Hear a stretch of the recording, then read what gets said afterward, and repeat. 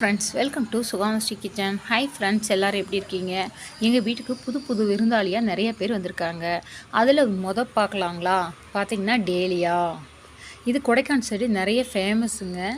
இந்த சீசனுக்கு எங்கள் ஊரில் நிறைய சேல்ஸ் பண்ணுறாங்க. ஒரு செடி 100 ரூபா தான். எங்கள் வீட்டுக்கு வந்த புது கெஸ்ட் எனக்கு கிஃப்டாக கொடுத்துருக்காங்க பாருங்களேன்.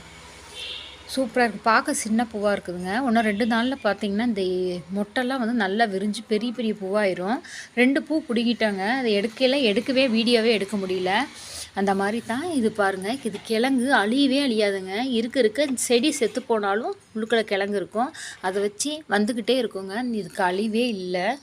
நிறைய பாட்டில் நம்ம நிறைய கிழங்கு எடுத்துக்கலாம். இஞ்சி எப்படி மஞ்சள்லாம் கிழங்கு உற்பத்தி பண்ணுறோமோ அது மாதிரி பண்ணலாங்க ஃப்ரெண்ட்ஸ். அதே மாதிரி பார்த்திங்கன்னா நம்ம எண்ணெய் காய்ச்ச தேவைப்படுதுங்க. அதனால் கேசவர்த்தினி எடுத்துகிட்டு வந்து இப்போ எண்ணெய் காய்ச்சி வச்சுருக்கேனுங்க. அதனால் நிறைய பறிச்சிட்டேன். இப்போ கொஞ்சம் தான் இருக்குது. இந்த பூவே பாருங்களேன். இந்த பூ நல்லா காஞ்சி உதிர்ந்து பாருங்கள். அதை உதிர்ந்த விதையை போட்டிருந்தே பாருங்கள் நிறைய முளைச்சிருக்குது பாருங்களேன். இதுலேயே நம்மளுக்கு தேவையான இலையெல்லாம் செடியை நம்ம நிறைய உருவாக்கிக்கலாம். அதே மாதிரி பாருங்கள், இது ஹைப்ரிட் வல்லாரை, நாட்டு வல்லாரை நான் வச்சுருக்கேன். நாங்கள் வீடியோ கூட போட்டிருக்கேன். அதே மாதிரி இப்போ ஹைப்ரிட் வல்லாரைங்க.